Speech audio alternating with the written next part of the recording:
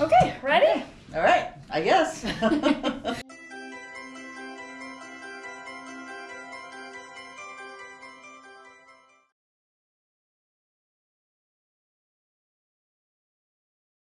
Welcome back to another episode of A Girl Business Podcast. I'm your host, Shelby, and today I am meeting with Lori, who is the owner of Feather Financial Tax and Insurance Services. This is a very, very important episode because, as I'm sure you can attest to, business owners aren't always super tax savvy. I know that when I first started my business, I was like terrified of taxes. So I'm really excited to hear about your journey and what advice you have for business owners. So Oh, boy. probably a lot. Let's start as far back as you can take it. The girls love the details. How Oh, you ended up okay. here in Quincy. How I ended up in Quincy? Yeah, or just your whole Oh. journey, what you started Oh, okay. with. Well, and- how I ended up in Quincy was I had been living in Susanville for just a few years. I had left San Diego because I was a single mom with 3 little kids. My ex did not pay any child support. This was back in the day before that was made mandatory and people chased them down. And so I couldn't afford to live in San Diego in any kind of community that I felt was safe. And so I had friends I went to visit. I ended up staying in Susanville for a few years.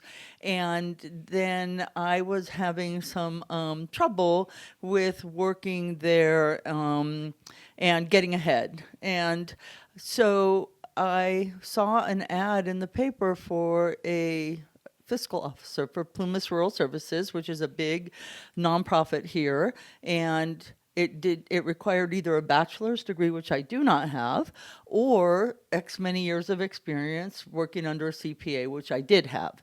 So I applied for the job, and when I drove over the the highway, you know, when you come into this town and you pass the college and it's just trees and mountains and beauty. It's so beautiful here. And I thought, oh my God, I have to get this job. So I did get the job, and I had a month to wrap things up and get moved over here with the kids. I took that job. They were needing somebody to fix their accounting system and get them to be able to pass their audits, or otherwise they were going to shut down. And I had a lot of good experience from working with the CPA, and I was able to accomplish that. But about 3 years in, I was at the top of my pay scale, making $12 an hour with 3 kids, and I could not accept that. And I had a friend who was an insurance agent, and he recruited me.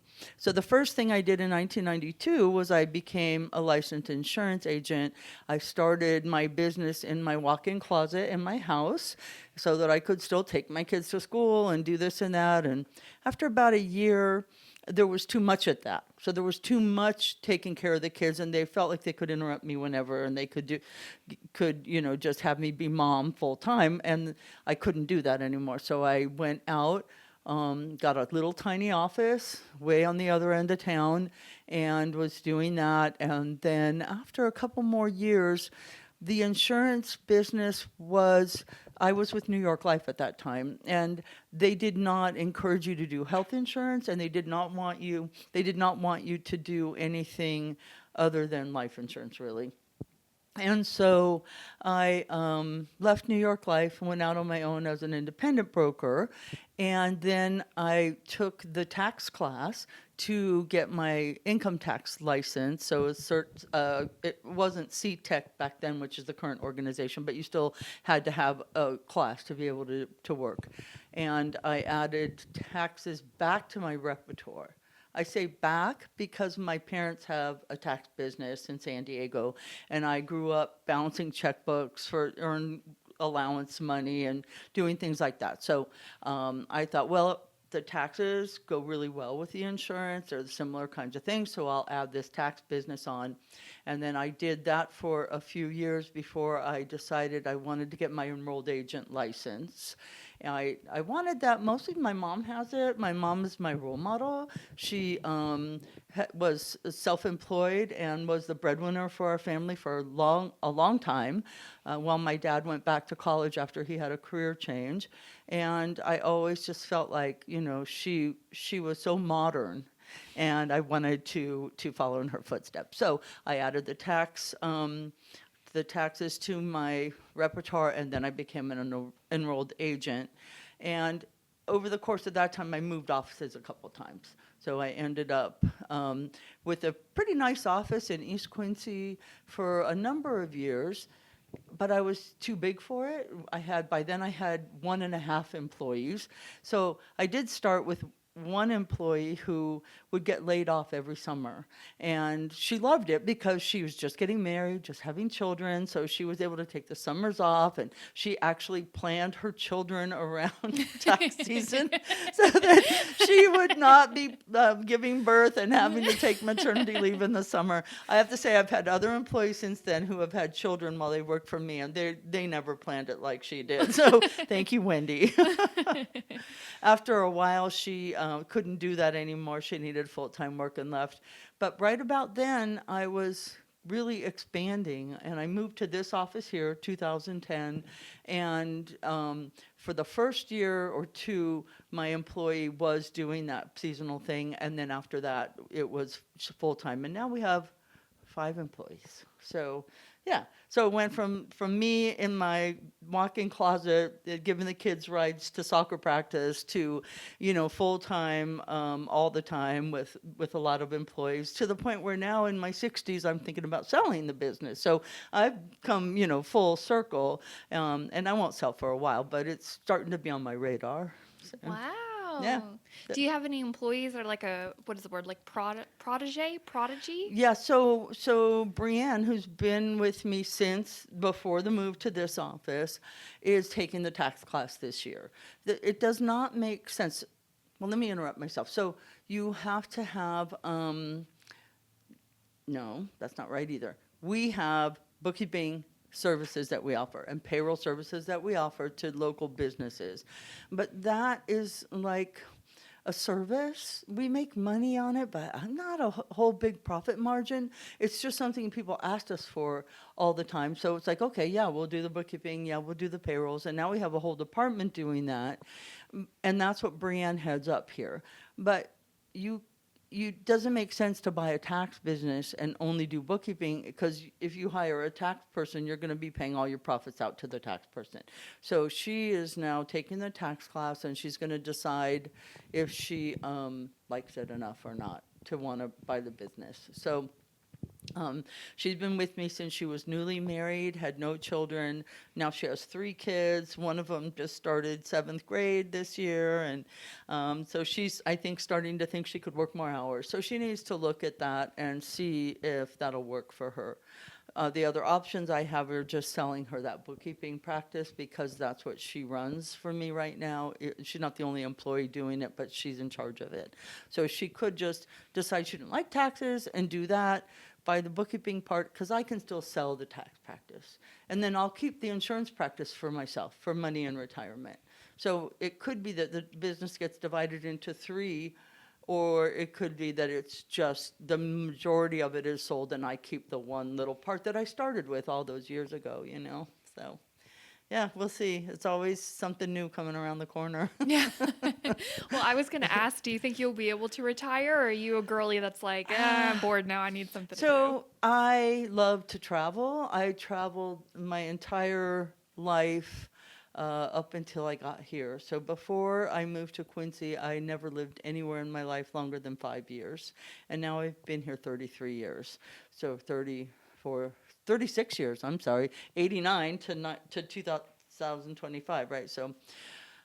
But I do travel. I go back to where I grew up in the Canary Islands. I do go see my family, my birth family in San Diego. I have grown children in Berkeley and Portland and New York, and so I'm always going there. But also, my husband and I like to go to Europe, and we like to travel around, and we have a lot of places on the bucket list. So that's kind of what I think about the insurance. So I won't be fully retired because I'll still have the insurance business, and that'll give me the PIN money, the travel money, so that we can, we have investments to live on retirement, Social Security, and then we'd have this insurance money to be like, okay, where are we going this year? So that's kind of the plan. I don't know. We'll see. One step at a time. Yeah. I just sold my house that we built 20 years ago, moved into a smaller house. So that's been consuming. And now the next thing to think about is how to transition out of working so many hours because I work a lot. Yeah. Mm-hmm. Did you say you grew up in the Canary Islands? I did. I did. Well, my dad was with NASA back when they were doing the moonshot. So back when they landed on the moon, and back then you could not track satellites with your phone like you can now. So they had tracking stations all over the world, and so we all lived in Pensacola, Florida, and my dad worked at the Kennedy Space Center down there, and then he was transferred to Bermuda. So we lived for a year in Bermuda, and I was little. I was like first grade. And then after that, we were transferred to the Canary Islands, and we lived there for almost 6 years. And then when I was 12, we came back to the States. And then that's when my dad left NASA and went to work for General Dynamics in San Diego, which is how we got out here. And which is what I referred to about my dad going back to school, my mom taking over. Although she had been self-employed already when we first came back. When we were in the Canaries, she wrote a cookbook. Oh, Yeah, she wow. wrote an article for the English language newspaper called An American in La Cocina that tried to help people make normal foods with Canarian ingredients. Back then, Franco was still in power. It was not like it is now. It was, I don't know if was that communist? It was Oh, something, sure. but it was not open. So you weren't able to get a lot of the ingredients and a lot of the things that you could get elsewhere. So she wrote this article, and then that turned into a cookbook. But the minute we hit the States again, she immediately opened a bookkeeping business, and then she went from there. And my mother, who is 86 years old, still has a full-time tax practice in San Diego. Oh my goodness. Oh, I know. And I've Wow. learned from her that I don't want to be still working full-time when I'm 86. So I'm trying to plan that part a little bit differently, and be like, okay, if you can become a success in business and make the money that you need to make, I think your goal is to have something you can pass on to somebody else that they can run, that they can make money on, and you can then relax for a minute, and I think that's what I'm thinking, that especially hopefully if Brianne will do it, that would really feel good. And I also know that my clients would love that. They don't want some stranger from the big city to come take over their taxes.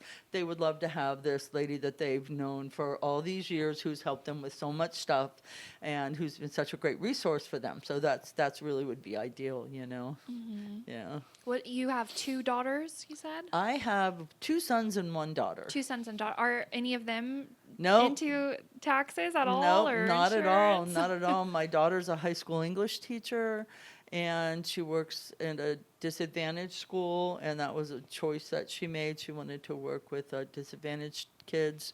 She's my youngest. My middle child, my son, does enterprise data management, for anyone who knows who that is, but I don't really understand it, but it's like designing worldwide data systems for big corporations. And so he lives in Portland, he works remotely. Back before COVID, he used to do a lot of traveling, but that industry has changed a lot since COVID, and now he can work from anywhere.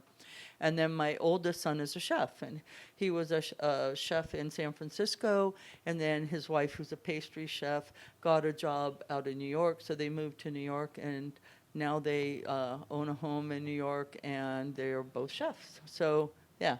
That's fun, yeah. Wow. But nobody wants to do taxes. However, my nephew, who's 23 maybe, he got his degree in taxation a couple years ago, and he's working for one of the big 8 accounting firms. So they hire you, and they pay for you to get your CPA license, and then you have a commitment to work for them for a certain number of years and to pay them back. And his plan is, as soon as he's done that, he's going to take over my mom's business, his grandmother's business. He's very excited about that. My mom can't wait. And so it'll stay a family business. So that's nice. How Yeah. exciting. I had been toying with the idea a few years ago, like, what if I sold Feather Financial, moved back to San Diego, took on my mom's business? But honestly, Shelby, I don't want to live in the city. it's not my jam. This is what I love. Just from all those years ago, driving over the hill out there and seeing this place and seeing the beauty of it. And I don't ever want to live anywhere else. I'll be in Plymouth County till I'm gone. I can totally understand that. Yeah. Yeah, Yeah. I am from Sacramento originally, Okay. and it's hard for me to even go visit. Yeah, It's just yeah. Oh, it's so hot down there, and there's so much traffic. And pardon me, but Sacramento's streets are weird. Like trying to drive around down there when you're not a native, Yeah. it's very confusing. I think it's because of the river. The river goes through the city, right? And so, like, I'll be going where I think is a logical way, and then no, you can't go that way because there's a river there.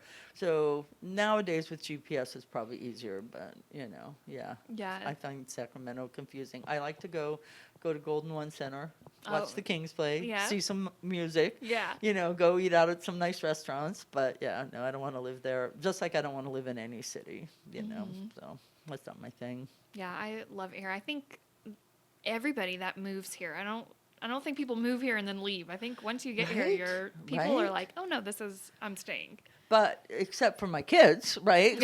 So my kids came over here when they were all still elementary school, and every one of them just couldn't wait to get out of here. They maybe it was the transition from San Diego to the small mountain town. I don't know exactly. Maybe it's probably it's probably different for all three of them. But they all three ended up in cities. And they all three have interests in things that you can't, like, there's not a lot of fine dining here. So my son, the chef, is not going to be here.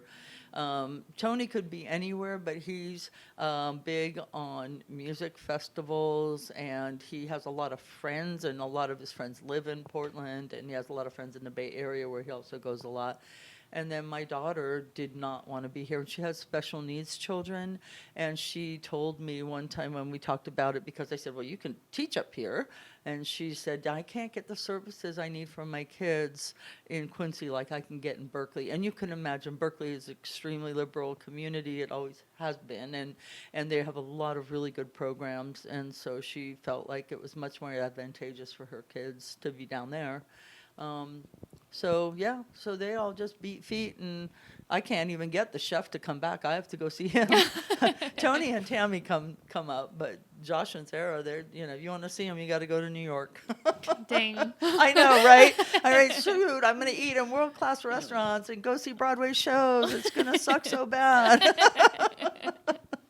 I've been to New York. New York is It's definitely so fun.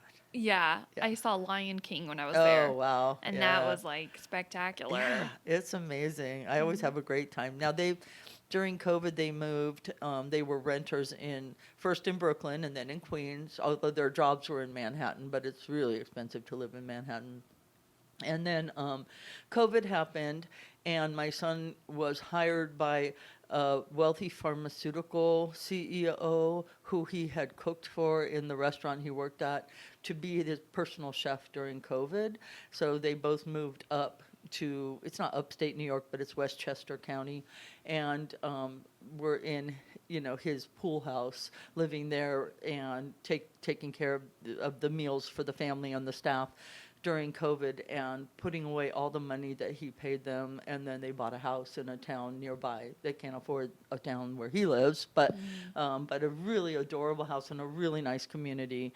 And so then for a long time he was taking the train into Manhattan, but now he's working in Long Island? No, the Hamptons. The Hamptons. Yeah. Yeah. Ooh. I know. Well, that's how Bedford is, the place where he was before. The gentleman that they were living there and being the personal chefs was just a couple miles down the road from Martha Stewart. So, yeah. So, and then my daughter-in-law Sarah actually was working at Mast Chocolates as their pastry chef, and Martha Stewart did an episode with her on how she makes her chocolate chip cookies. Oh my gosh. I know, right? Yeah, so it's just Wow. that community up there. There's a lot of those people there. So yeah, it's who you know. Right? How proud you must be of all your kids. I am really proud of all my kids, and my kids have all done great, and they've all got degrees, and they've all got happy careers and success. And I only have 3 grandchildren from one of my kids, though. So We could get on that. Now, the chefs are not having children. They've made that decision. They have a lifestyle that doesn't accommodate that. We'll see about Tony. Yeah. Yeah, he's got time. Yeah. Do any of your kids remember, like, oh, Mom, remember when you were working in your closet? Oh yeah. Oh yeah, they definitely do. Yeah. Yeah, I think that they're all really proud of me too. I'm proud of them and they're proud of me. Yeah. I think so. And it was really great, to be able to be there for them. And it made me really want to allow my employees to have that same ability, like when we were first doing where the people would work part-time during part of the year and none part of the year. And then even now, like Brianne had a surprise baby a year and a half ago, and she took 9 or 10 months maternity leave, and we just make that work. Also, after COVID, so we were an essential business during COVID. We weren't not allowed to close. And so we had all kinds of things we had to do and rules we had to follow, and people had to be in the parking lot and call before they came in. It was super stressful for all the employees. We just didn't know. If anybody remembers how you really felt in the beginning of COVID, we all thought maybe we were all going to die, So once the quarantine was lifted and people were going back to work, we closed for 2 weeks. We just put the signs on the door and changed the machine and said, we now are going to take our break. And during that time, I sort of reevaluated. And when I came back, I asked the employees if they'd like to work 4 days a week instead of 5 days a week. Because I felt like 4 days on and 3 days off is a lot better balance than 5 days on and 2 days off. Even though you think it's only 1 day, it makes a huge amount of difference. Because you're almost 50-50 then, and everyone wanted to do it. Everyone did. So we are 4 days a week except for February 1st to April 15th, which is tax season, and the employees work 40 hours a week then, and my husband and I work 75 hours a week then, because that's when the money is made. Make hay while the sun shines. But all the rest of the year, as soon as tax season is over, we go back to the 4 days a week, including me and my husband. So, once in a while I have to get in here because something really needs to be taken care of. But we really try to make that work-life balance better that way. I think it makes everybody a much more relaxed and happy. And, you're not supposed to work your whole life away. Exactly. Right? Then Yeah. what would be the point of even Right. working, Right, exactly. You want to work, you want to be productive, you want to feel like there's meaning in your work, and you also want time to enjoy the fruits of that labor and to be able to kick back with your kids and have a long weekend. And it's one of the things that makes being a teacher nice. Teaching is really hard. I'm learning that even more now that my daughter's a teacher. But that summer vacation, it really goes a long way to making somebody be able to have teaching as a career. Definitely. Because you have 2 months to, recover and then relax and then get back to it again, So, but wouldn't it be nice if we all got 2 months vacation? Yeah, I think that's what they do in Europe, right? Oh, They yeah. have a lot of vacation Yeah, time lots out of there. vacation time. Yeah, they have it figured out. Although people on the other side of, people have the opposite opinion will say, well, they pay a lot more taxes than we do. So they pay more taxes so that they can have more of that stuff. But I don't know. Sounds like a good trade to me. Yeah, we're already Yeah. paying so much taxes. Yeah. I mean, you see it, Right. Yeah, I'd rather pay more tax and have more time off and free health care. Yeah. That'd be lovely. Yeah. Although I'm an insurance agent, so full disclaimer, I make money off healthcare. But I still feel like it would be better if it was something that was provided to us rather than something that we had to go pay for. I definitely think that. Yeah, So, I can totally yeah. agree. Well, especially now they have I remember I was in a position when I was a housewife, and it was more cost effective for me to go without insurance and just pay the penalty. Yeah. It would cost me more to pay for insurance. And I'm like, how does that make sense? Right. Right. It's one of the frustrating. things that's happened in that industry. The Affordable Care Act, which did some really good things like stopping insurance companies for turning people down for being sick. making sure that people could get subsidies to make sure they could afford their insurance. So it did all kinds of great stuff. It dropped the uninsured rate in this country. But what was supposed to happen was that the next administration was supposed to build on that, and they were supposed to get the kinks out. Well, because in our country we sort of go Democrat, Republican, back and forth, and as soon as the new administration is of the opposite persuasion, then nothing gets done on the unpopular things. And so it just kind of froze where it's at, and the insurance companies just keep raising the rates, and like nobody's stopping them. And so you have to have a subsidy now to be able to afford your insurance, because the rates are something that 10 years ago a family of five could have lived on, you know. So politically there's some stuff that needs to happen. If they're going to keep this system, something needs to happen or it's going to break down. And if they're going to get rid of the system and go to like Medicare for all or socialized medicine or whatever they're going to do, great, but something has to happen Yeah. at some point. So that could interfere with my retirement plans. I'm keeping the insurance business so I can use that income to travel on. But if what I think should happen does happen, I'm going to make money in insurance anymore. I might be just like, okay, well, I guess my trip this year will be to Reno. Yeah. Yeah, who knows Yeah. what life has in store. Yeah, you don't know. Yeah, things. That's good. If you knew, it wouldn't be nearly as exciting. Yeah. Right? We want to be surprised. Exactly. Did Yeah. it surprise you that you kind of followed in your mom's footsteps? Yeah, so it wasn't the plan at all. I think I was pretty resistant to doing what she did. And the reality of having three children to take care of with an absent other parents, and the financial reality was, okay, what do I know how to do that'll pay me the best? And the bookkeeping was, and the taxes. So initially it was going to work for the CPA, which was a very comfortable feeling because I had worked for my mom. And so I understood how to, do bookkeeping type tasks. And then I got training from the CPA, and he had a pretty large staff. And so, kind of worked my way up there. And, it was like, what are you going to do? You got to feed your kids. And like I said before, there wasn't money coming from anywhere else. And so then when I did the insurance and then added the taxes back, by that point I wasn't thinking, oh, I don't want to be like my mom anymore. By that time I'm like in my 30s. I'm kind of over the whole 20-year-old I'm not anything like my mom thing, Yeah, yeah.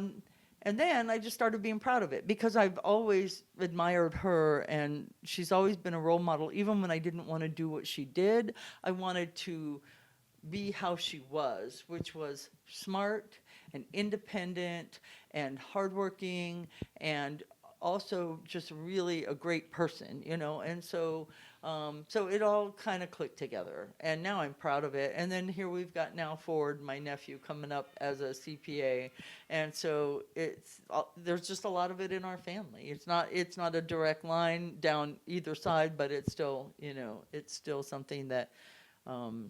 Yeah, it's a family business. Definitely. Yeah. So. When your mom got started, I mean, I'm sure of assuming that it wasn't very common for women to be entrepreneurs. I don't think so. I don't think it was. And of course, I was about 12 years old when she started doing that, 12, 13, something like that. And so none of my friends' moms had jobs.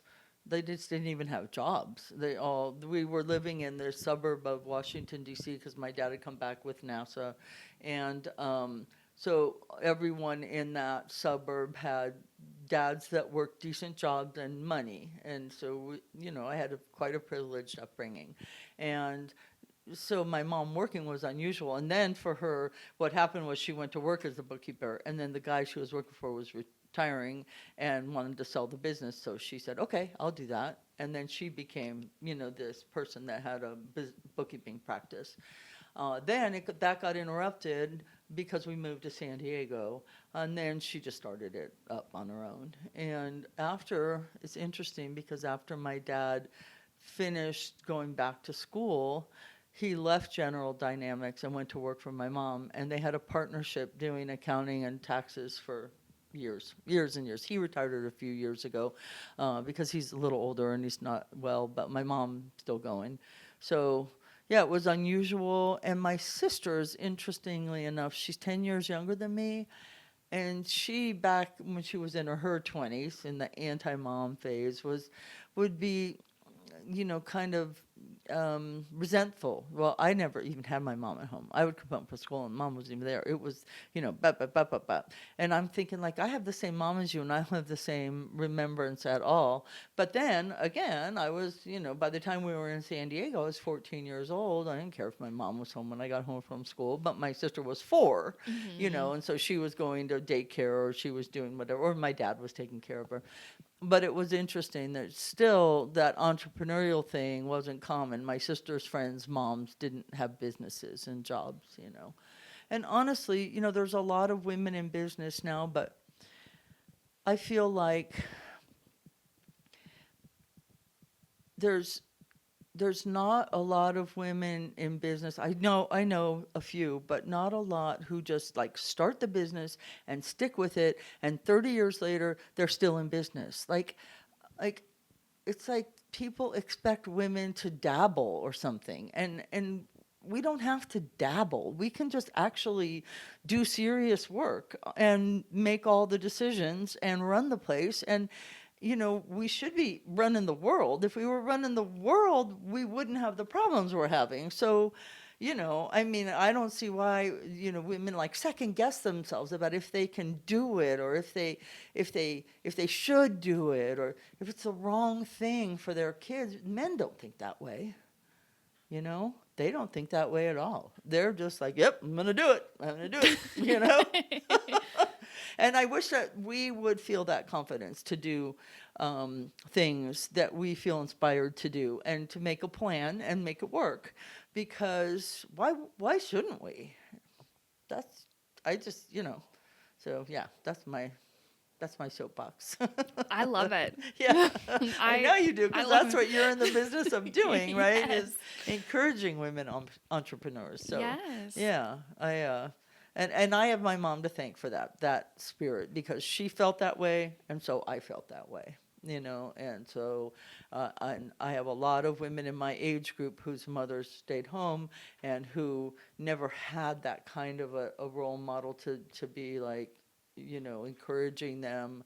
I have women clients who are retired with very little money because they just stayed home, took care of the kids, and then the old man left them for the Twinkie, and they got almost nothing, and they had no work experience, so they have no social security coming in. You know what I mean? It's like, Yes. and all of a sudden they're living on $800 a month, and you're like, how did that happen? Hmm. Well, because you thought that it was his job to take care of you forever, but it's your job to take care of you forever. It's your job. And if you take care of you, then you don't have to ever worry about that. If there's a guy, great. And if he leaves for the Twinkie, you'll survive. But and if he doesn't leave for the Twinkie, well, even better. But you know, I think people do their daughters a disservice if they are teaching them that they should be looking for someone to take care of them. I had girlfriends in high school who were very upfront about the reason they were going to college was to find a husband.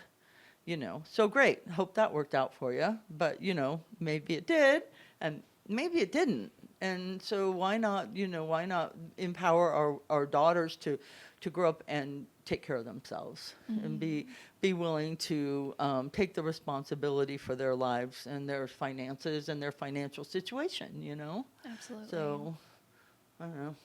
That's what I I love think. it. And I'm all about both. Yeah. Like, I want to be able to take care of myself and Mhm. have my business. And if I have a man, he can be taking care of me too. Yeah, there I'm you going to go. double There you dip the go. chip. Okay. Well, there you go. Absolutely. Absolutely. And, if you are taking care of you and taking care of your business, you're going to attract that kind of guy.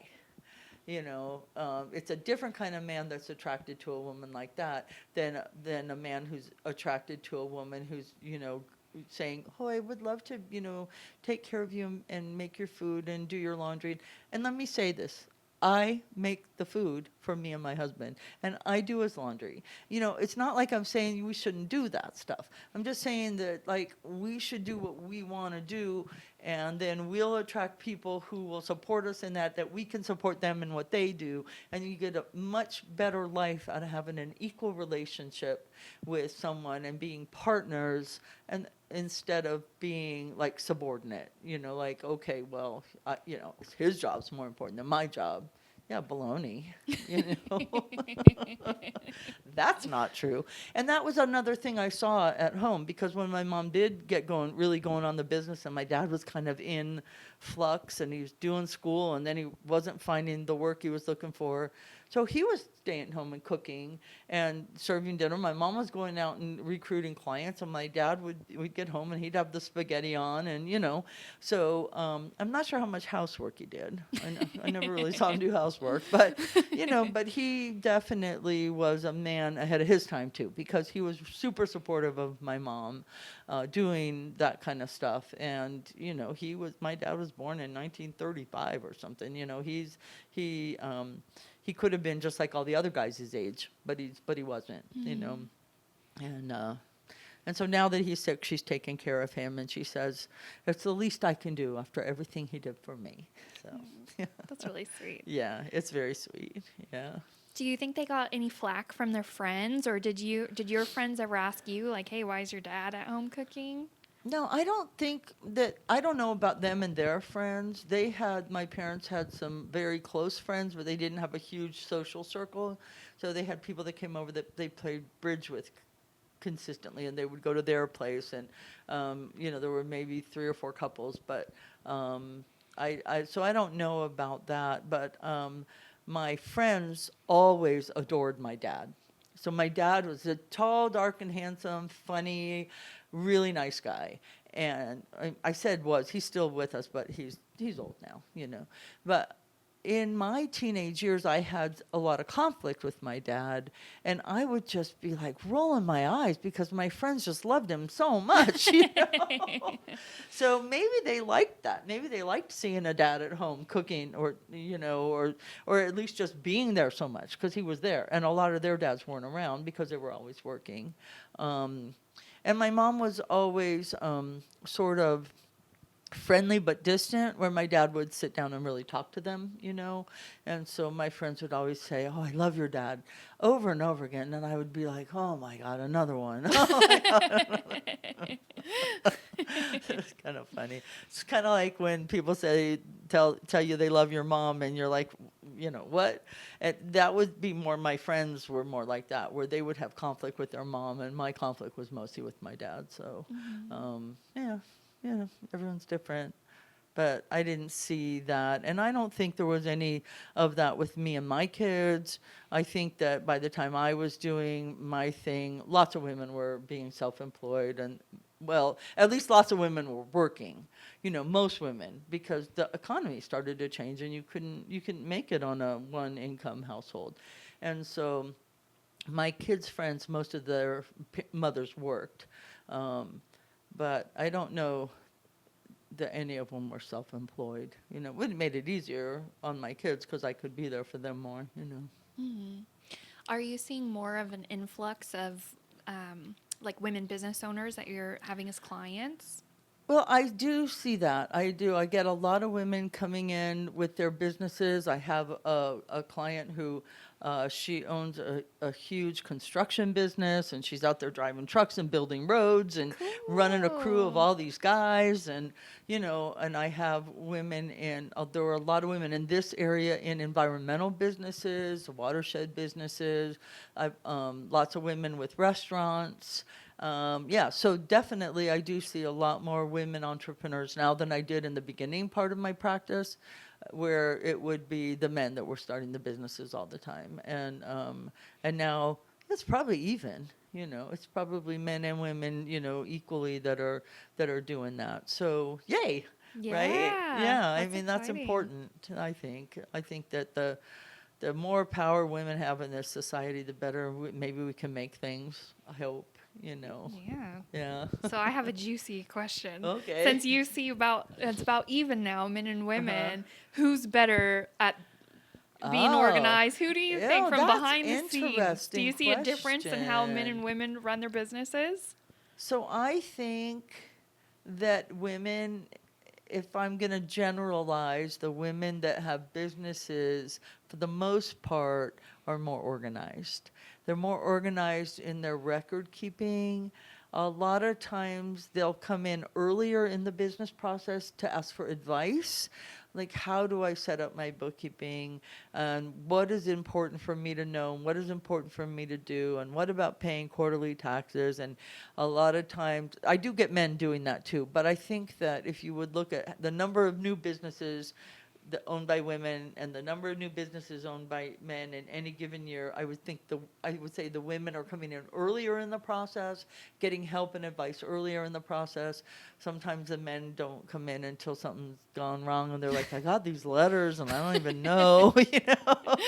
And that's not all the men. Some of the men are in, you know, like I just had a guy in the other day who was starting a business and he just filed the paperwork and he wanted to know all that stuff. So I don't mean to be, you know, negative about guys, but yeah, I think the women are a little bit more detail oriented.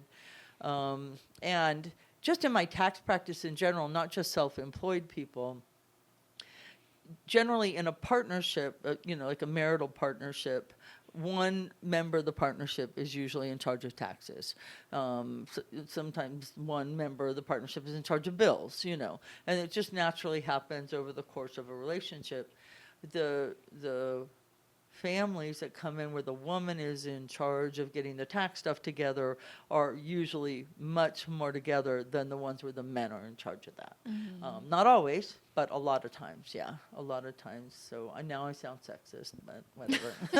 No, I think the girls will get Yeah, the point. the girls will appreciate Yeah, that. yeah. And it's like you said, it's no hate towards men. It's just an No, interesting observation. no, just an observation. Yeah, yeah. And that said, I do want to say that in a partnership like a marriage, you really should make sure both partners know how to do all that stuff.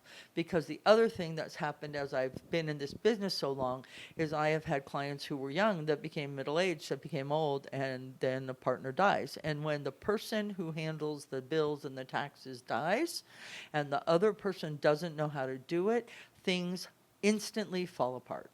Instantly. And so if you can just be like, okay, yeah, I do this, but I'm going to take a month. I'm going to teach you. You're going to go through the month with me how I do this. At tax season this year, you're going to go through it how I do this. We're going to make notes for you. And then maybe 1 month out of the year, you're going to do the bills. Because if I die, you need to know what to do. And I had a lady, lovely lady, who was terminally ill. I had never met her husband. I had been doing their taxes for a decade. He would come in and sign, but that takes place out in the outer office. I never met him. So then I found out she had cancer. And when she made her tax appointment that year, she said, I'm bringing my husband because he needs to learn how to do this stuff. And we're sitting at my desk and we're doing it, and he's completely ignoring it. He's looking around the room, he's looking at his fingernails, he's like, and finally she's like snapping her fingers at him, and she's like, you need to pay attention. And he just looked at her and she said, I'm not going to be here next year, and you have to do this, and you have to pay attention. And it happened. She wasn't there the next year, and he's been my client ever since. And he's maybe not quite as good at it as she was, but he's much better at it than he would have been if she had died without teaching it to him. So it's super important, you know. And if, you know, it's the guy in your family that's doing it, you need to go to him and say, I need you to show me what you do here. I'm not trying to threaten your ownership of the bills, but if you get hit by a truck, I need to know how to pay the bills. I Right. need to know what you get together for the tax person. I need to know that stuff. Yeah. So it's super important. Because you never know what can happen. No, I mean, things happen all the time. Weird accidents and then dread diseases that happen quickly. And sometimes when something like that happens, you spend the whole rest of that person's life dealing with the disease. You don't have time to go, oh, by the way, can you show me about the tax stuff? It's Mm-hmm. like, no, you've got cancer, we're going to go get chemo, or you got kidney failure, we're getting dialysis. You're not focusing on this other part of your lives together. So having that done when everyone's hale and healthy is really a good idea. So, Definitely. yeah. Well, it sounds like being in the profession that you're in, it's really good just to, like, you can give yourself good advice. Like, you see things that, Hmm. because you're in the field, that maybe the average person doesn't see. Yeah, yeah. So that's Well, good. it's been a long career, really. I mean, so a lot of stuff has happened over the years. I can remember the first time somebody came in to get their taxes done, and they were the child of somebody whose taxes I'd been doing for years, and that was a blow. It's like, what? You're married with children, and now I've got grandkids of people coming in. So yeah, it's you learn a lot when you're going through those life cycles with people, because you do, and then you have them coming in because their parents are dying and they need help with those estate kind of issues, and then the next thing you know, they're older, and so time flies by. And then as you're going through your work cycles, you're learning. And so whatever business you're in, I think you go through your work cycles and you learn. So maybe you start a restaurant, and that first winter when business slows down and you're scrounging and you're like feeling like, how am I going to make it? And you make it through. So by the next year, you know that you're putting money away so you can make it through that time. And then maybe you learn some other different lesson that year. And whatever your business is, you just have to keep incorporating those things that go wrong and that you learn from, and learn from them, and then incorporate it into your plan and into your daily activities of work, so that you know that you're putting money aside for the lean times, or you're lowering your part-time employees' hours when things are slow and raising them when they're busy, and doing whatever it is that you need to do to make sure that your business survives. Because that's the important thing, is to have a business plan, and I did not have a business plan. So that's why I'm saying it's important. Because if you have a plan, and there are a lot of resources out there now, right, for business planning, that you can go and sit down and they will ask you those kinds of questions. Is your business seasonal? I don't even know what kind of things they ask, but I know that you can work through some workbooks, and then you can have a plan so that I need to save this much money, I need to do this much stuff. Because taxes are so seasonal, I didn't need a plan to know that I need to save a bunch of money at tax time, because it's slower the rest of the year, and I still need to pay my bills the rest of the year. So, but that's a really seasonal business that going in. And you might not realize that when you're opening some kind of a store or something, and you don't realize that, oh, people, like my friend owns a rock yard, and so, it's super busy in the summer, and but when the weather gets really hot, things drop off. And so learning like when to get the supplies in, and when to not have so much inventory so that you can have more cash, and when people are going to be coming in and when they're not. And it takes a few work cycles to do that. So you need a plan, and you need to know that you can pay your bills for those first few years when you're starting a business, if it's going to be your main means of support. If you're lucky enough to have other money to support you, then you can probably be a little more lax about that. But Yeah. it's important. The first 3 years, those are the hardest. Yeah. Especially like what Yeah. you said, if you're going into an industry and you don't know when your busy season's going to be, Right. and you don't have the ability to plan for that, Right. some people can't afford to even get past those Right. seasons to And learn. then it kills your business in that first downturn. Yeah. Right. Yep. I saw that with restaurants early on, where the one lady that I'm thinking of that opened a taco shop. Oh my goodness, her food was so good. It was just lovely. And then the first winter, she ended up closing, and she could never reopen, because she never even thought about having enough cash to get through the winter. So winter comes, there's no work. She had to go get a job. So no more taco shop.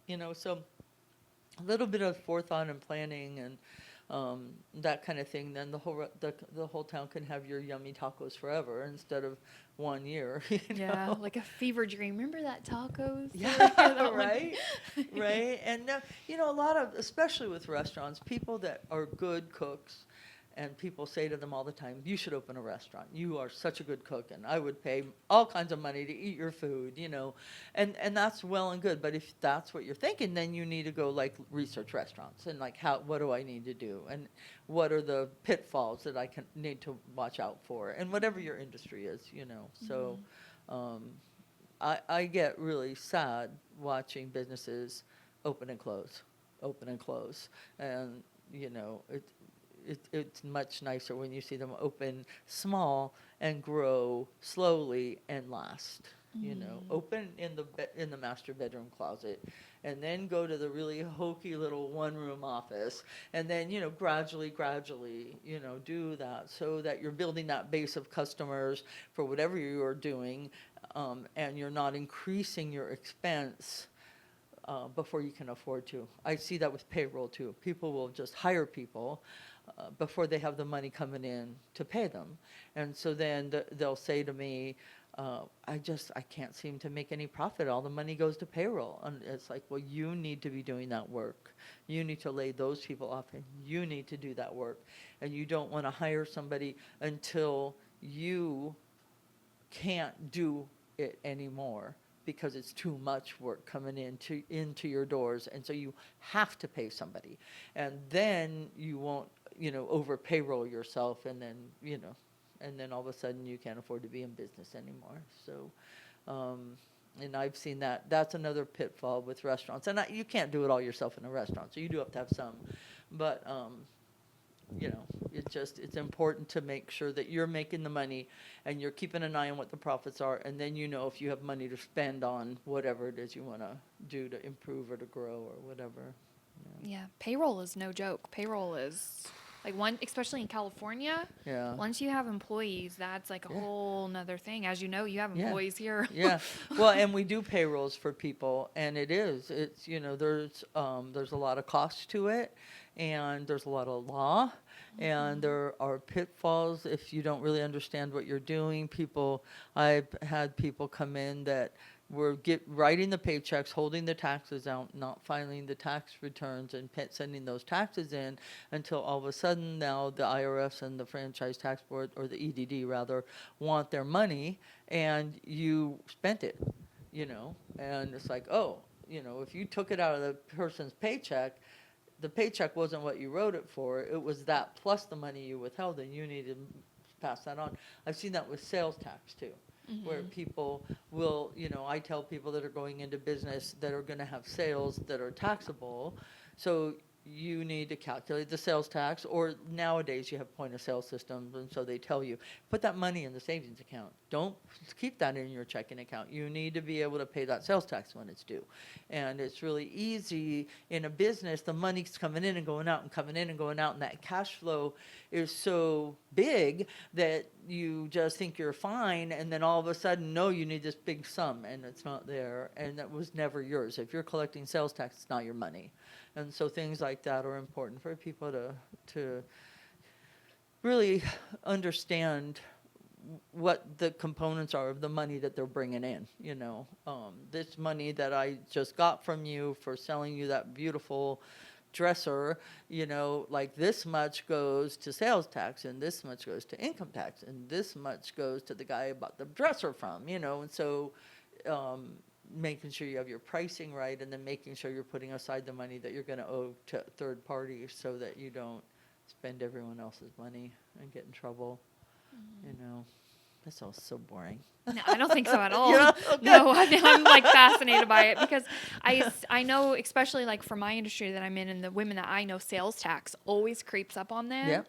And that's why I created that workbook, because Yeah. if I think that if you just stay ahead of it, and if you, instead of, oh my God, it's tax time, and then they come to an office like yours and they have a mound of paperwork, like, Right. help me. I think if you just do it, Yep. monthly, that makes such a big difference. Yeah, absolutely. The thing for people to remember when they're trying to do that is that uh, if the IRS audits you, they're going to look at your bookkeeping system, whatever it is, whether it's your workbook or you're doing it on paper, and they're going to try to tie that bookkeeping system back to your bank account. And if they can tie the bookkeeping system back to the bank account and forward to the tax return, and they can see that those numbers drive, you're fine. You're fine. But if your bookkeeping system doesn't match your balanced bank account, then no, then they're going to look further. And then they're going to look at your other bank accounts. If you have a business bank account and it's not jiving with what you're putting on your tax return, now they're going to come and look at your personal checking account. Like, well, what are you doing? Are you hiding money? Or they always are going to come from the point of view that you're doing something wrong.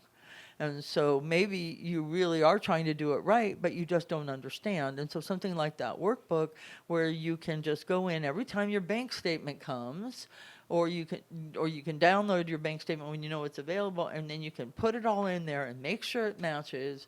And now, phew, you're done for the month, and the next month you do it. But again, then if the tab that says sales tax says, $1,500, you can be like, oh, okay, I better put $1,500 in my savings because I don't necessarily have to pay my sales tax maybe until June or something. Right. But I don't want to spend that money on something else. So having those numbers in front of your eyeballs and knowing what they are and understanding them is, I think, such a really important part of running a business, any kind of business that you have. Um, so and leading to success and fewer closed businesses and more happy entrepreneurs. Um, and you don't need to go pay someone to do your bookkeeping for you when you have a system like that. You can do it yourself, which gives you the added benefit of understanding the cash flow in your business, understanding the money in your business. If you understand the money in your business, you will be able to make the right decisions when you're planning and when you're growing and when you're deciding if you're going to hire employees or how much markup you're going to put on your retail or whatever. Right. So, I know that when I price things now, it's completely different because I don't just look at, okay, I buy let's say I'm doing a shirt. I buy the shirt for X amount of dollars. And a lot of people say, okay, well, I'll mark it up 50%.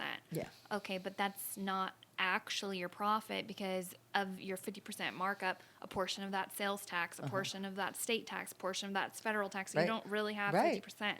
So you're Exactly. thinking you're making 50%, you're probably making like 10 or Yeah. 20. And is that what you really want to earn? You really Right. want to earn 10% of the t-shirt price for doing all that work to customize that t-shirt. Now you've made 50 cents. It's like, no. Right.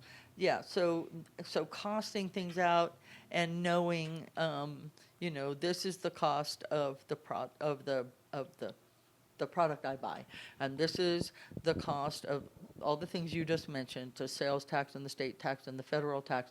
And then here's how much time I'm going to spend on doing the work on it and the marketing and the advertising. And I want to get paid X amount of dollars an hour. So then I add that in. Now I know what I'm going to price my t-shirt at, right? And then you also want to look at the trends in your business. If you're like, wow, I got a really good deal. I got all those t-shirts on, really cheap sale. Well, then maybe you need to price them even higher because the next time you buy t-shirts, they're not going to be on that cheap sale. And now you've already underpriced yourself. Right. So making sure that you're looking at, an average price, an average amount that you're going to pay for something like that. Right.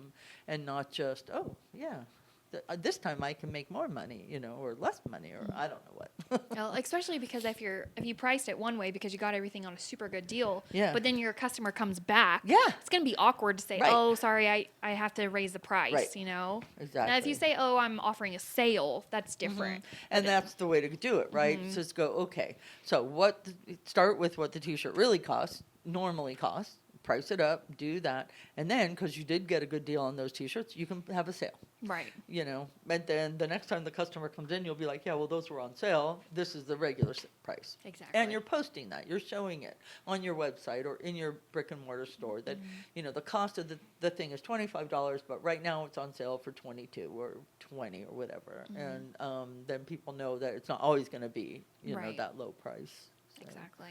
you don't want to box yourself in, right? Yeah. Any other common pitfalls that you see people fall into, whether it's personal taxes or business taxes or? So, quarterlies are, that's one of the pitfalls. So the tax system is pay as you go. That is the tax law. So we are meant to pay our taxes as we earn our money throughout the year. And that's how withholding from your paychecks came around. So once they passed that law, then employers had to start taking the tax out of each paycheck because IRS wants to be paid as you earn. And so when you're self-employed, that rule is still there. So if you go all year and you're doing your business, you're doing your books, you get to the end and you have a big profit and you owe the IRS $10,000. Well, now you're going to have a penalty, a late filing penalty, an estimated tax penalty for not paying as you go, and you're going to end up paying maybe 11,000 or 11,500 instead of 10,000 because you've got this penalty. So I tell people as soon as you feel like you're turning a profit, because you also clearly don't want to send tax money in when you're not making any money, because you need the money in your business to keep growing it.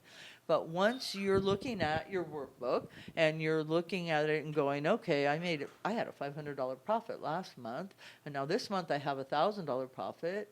Now this month I have another $500 profit. So now I'm at like a $2,000 profit and it's only April. Yeah, maybe I should talk to a tax person about helping me set up quarterlies so that you can look at that profit, project it out to see what you think it might be for the year, and send it in early. Once you have the business that first year under your belt, then you can set up estimated taxes based on the prior year. And as long as you're sending in as much tax as you owed the prior year, you won't have that penalty.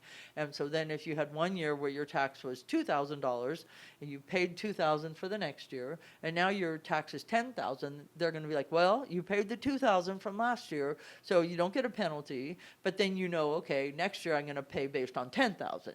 So, Oh, that's good to right, know. so the IRS, that's their sort of nod to self-employment. Like, you don't know what the future will bring. So as long as you're paying the tax that you paid the prior year, we'll give you that pass. Oh, that's good to know. Yeah. That is stellar advice. That's why she's the pro. Okay. So, but you do want to sit down and, I mean, you can go online and get the estimated tax vouchers if you want. So if you're really a math whiz and you know how to figure it out, you can do that. But probably what you want to do when you notice that you're making a consistent profit is talk to your tax person. And then the other pitfall is not getting advice at all. So like when we were just kind of teasing a little bit about men and women and their organization, it's really a good idea to go talk to a business advisor or a tax person who you trust when you're starting the business and get their advice on how to keep your books, how to whether you need to worry about quarterlies, any other kind of thing that they might want to tell you, because there are different types of businesses and they all work a little bit differently in terms of how you figure out profit. Like if you have inventory and you're manufacturing something versus whether you're just providing a service, and also whether you have sales tax or not. And different states also have different rules. So, you're going to want to know, do I have to sign up with the sales tax people now, or do I wait? When do I have to get my ID number from the state? You have to get your ID number from the feds right away, but do I need a state number? In California, you don't need a state number unless you're going to have payroll. But I don't know about all the other states. So if you're somewhere else, you want to find that out. Do I need a state number and a federal number? How does that all work? And get advice from someone who knows. Yeah. Sounds like it's never too early to ask for advice. No, I don't think so. I mean, as soon as you know that you're going to open a business and you're getting your ducks in a row, you probably should talk to somebody. And sometimes that'll be quick. I mean, I've had people come in and it is a little too early, and I'll be like, okay, well, just do something like keep your books this way, or now I can recommend the workbook, do the workbook, and then when you get to this point, come back and let's talk about it. Now, if you're going to start something that has a lot of liability to it, and you're thinking that maybe you want to be an LLC or an S corp or something like that, I would advise that you talk to the tax person first before you talk to the people online, LegalZoom or Rocket Lawyer or whoever. There's a bunch of them out there that will help you to do your corporations. Make sure that that's a good idea for you, because it's sort of de rigueur almost now, where it's like, oh, I need to be an LLC, but maybe you don't. And there are costs involved in being an LLC. There's a cost involved in being an S corp, and there are advantages. But talking to someone who's dealt with business taxes for a while, so they can help you to see if maybe you just want to be a sole prop for a little while, see how it goes, and then spend the money to become incorporated, if that's what you need. That I actually did that exact thing. When I Yeah. first opened my business, I was like, "Oh, I need to be an LLC. I need to be Right. an." I didn't need to be an LLC. No. And then thankfully, I realized in time to close it before I had to pay. It's like $800 or something. $800 in Eight hundred California, yeah. dollars. And Yeah. so luckily I was able to close it and say, okay, just kidding. Yeah.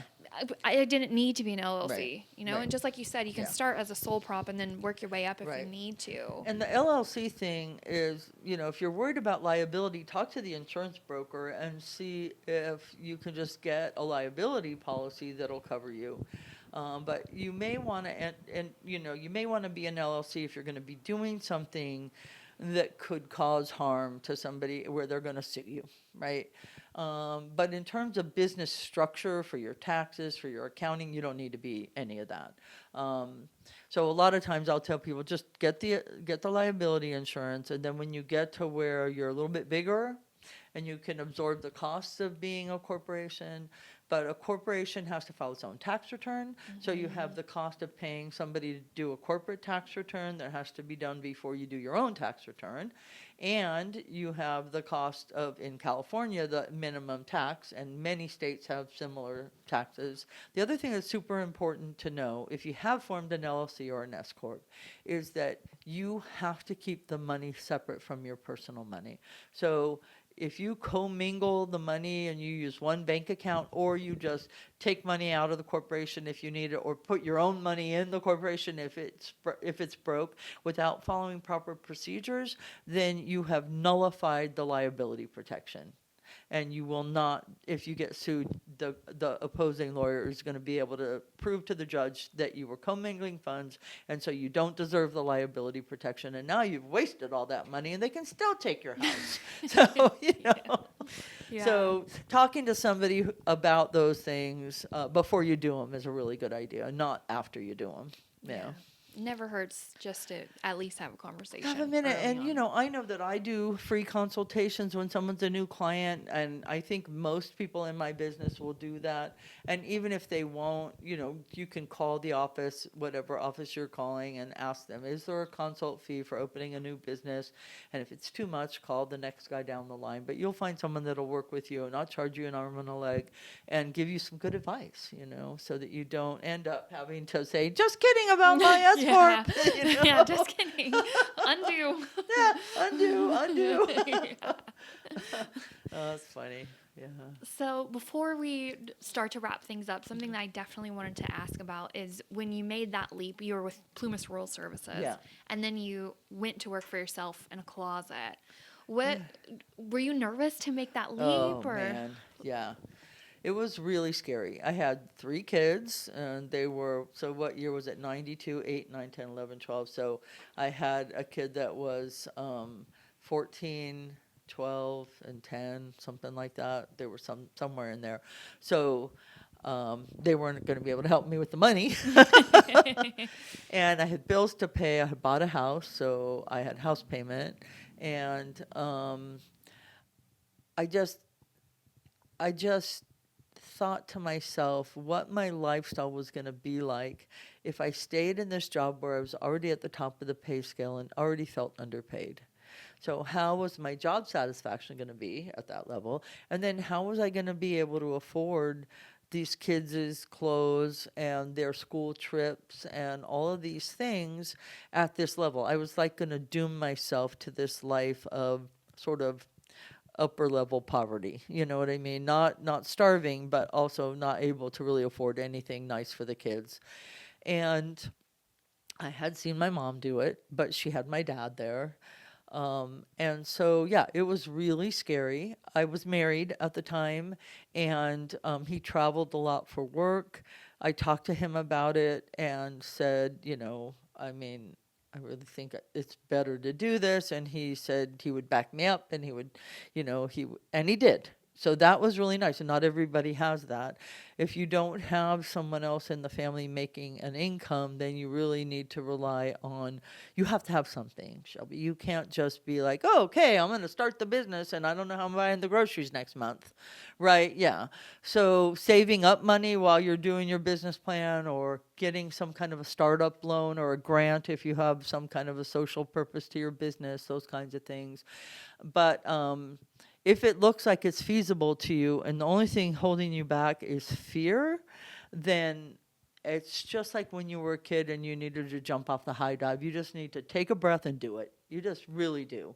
Because the outcome is so much preferable to be in charge of yourself, to be running your business and running your life the way you want to do it, and be providing the product or the service that is important and special to you, and making a living doing that, and being a great example to your friends and your children. And all of that is so much better than being in a job that you are either underpaid or bored with or underutilized or even unhappy in. You just got to grab your bravery and jump off that high dive, and just go for it.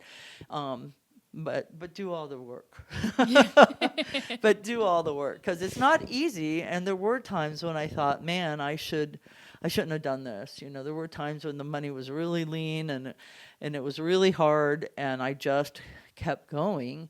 And you have to be able to get through those lean times, and you have to be committed. I think you need to give yourself a time frame.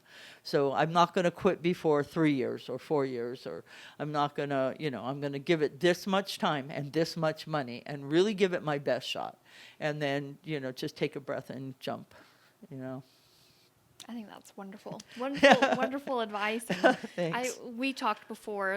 This Hmm. is like my tax mentor. Okay, girls, I'm in here all the time, and I put in my notice for my Oh, corporate job. So no, I congratulations. thank You took the you. breath and you jumped. I did. Yeah, I good for did. you. And I waited. I didn't open a business and then quit my job, even Right. though it's been a little over almost 2 years now. December will be 2 years. Okay. And I worked that corporate job, and that funded the business to where it's Nice. at now. And Right. I did what I needed to do financially to be able, it's still a risk. It's always a Yeah. risk, but I'm doing Hey, good for you. it. High five. Thank you. Thank you. So Yeah. I hope that, 30, however many years, I can look back Yes, and say, exactly. I was here and you've I been doing did it for it. 30 some odd years Yeah. and you encouraged me. Yeah.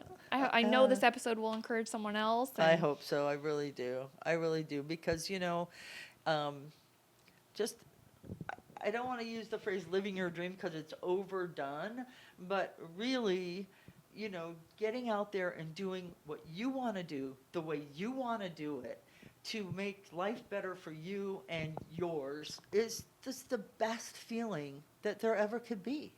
And you don't even need anybody else to pat you on the back, because you're giving yourself that feeling by just getting out there and seizing the day and going for it, And um, I don't ever want to work for anybody else. I always joke that the first time that my boss looked at their watch because I was 5 minutes late, I'd be out the door.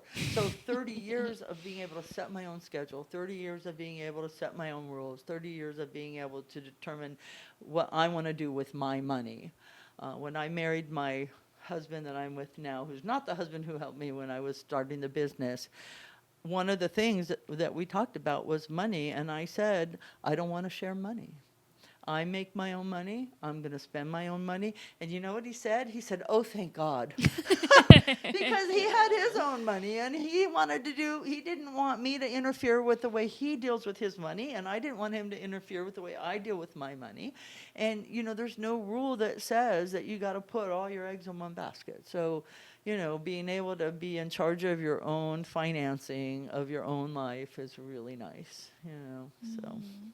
Any other advice you would have for women or people starting a business or just anything in general that else that you'd like to touch on or share? No, just, be organized, make a plan, research, talk to someone who knows more than you do, and then don't overdo that stage. So, like, if you have an idea and you've got momentum, you don't need all the answers right this minute. You can take that plunge and keep working on the researching. You don't have to get it perfect first. Because if you do try to do that, you're never going to start.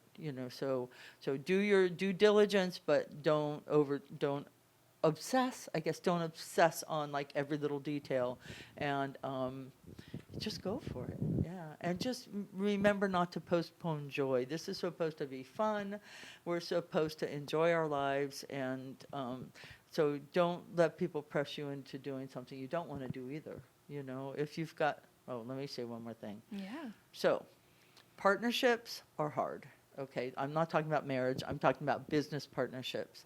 I have, in 35 years, had one partnership that is still existent and still successful. If you have an idea and you want to do it and you feel like you need support, don't bring on an equal partner. Find people that are professional that can give you advice, but people have different ideas about how to run a business. People have different ideas about how to deal with customers. They have different ideas about how to spend and save money. And I have watched, I kid you not, friends from kindergarten break up in this huge, awful partnership mess.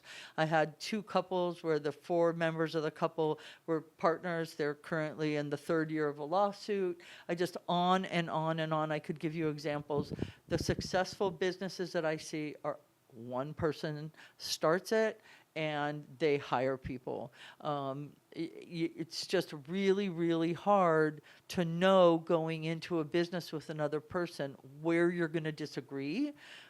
But I just know they're really hard. So I would advise that you do a sole proprietorship, and then if you end up being an S corp or an LLC, or if you end up needing investors down the road, you bring people on as limited partners, and you're still the general partner, and you're in charge, and you make the rules. And I would love to see people prove me wrong. I do have my one construction partnership where they are just going like gangbusters, but I've had probably 25 partnerships I've watched over the 30 years just fall apart. So I would advise trying to do your thing. And, you don't need those other people. You got this. You know what you're doing. You know what you want to do. You got your vision. You just go for it. If you don't have the money and somebody wants to give you the money, you tell them, okay, but you're a silent partner and you own 40% of the business and I own 60 and I'm in charge. Don't give up your power that way. Because it could end up ruining your business. Yeah. That's great advice. Thanks. And if anyone is interested in any of the services that you have here to offer, what's the best way to reach you? Though they can call us. That number's 530-283-2341. Email featherfinancial@gmail.com. Or I guess that's it. Oh, and a website, and then Oh yeah, there's a website and there's a Website. contact form on the website, and that's www.featherfinancial.com. Perfect. Yeah, so that's it. And Yeah. I'll have it all linked. And then I think you girls have a Facebook too. We do, but we're bad. So don't take our advice about Facebook. I think the last time I updated it was like right before tax season. Okay. So the yeah. website. Call. Yeah. Give her a call. If you're starting a business that's social media consulting for businesses, give me a call. Hey, right Yeah, here. right? I can help you. I'm telling you, I am bad at keeping up on the Facebook part of it. She needs a social media manager, girls. Exactly. Well, thank you girls for watching another episode, and thank you, Lori. It was so nice to get get to Thank learn more you. about you and your story. Thank I knew you. this episode was going to be killer. Oh, And really? yeah. I hope so. Yeah. It feels like, I don't have much to offer, but I hope I Oh, do. it was so good. Okay, There's like good. so many gems in there. I'm like, oh, Oh, Lori, I good. was like, that's gonna be amazing on this episode. Really? How Yes. funny. Yes, you did so good. So Oh. thank you girls for watching. Be sure to like, share, subscribe, all that social media, awkward stuff, and we will see you next Thursday. Thank All you. right, you're all set, my dear. Cool.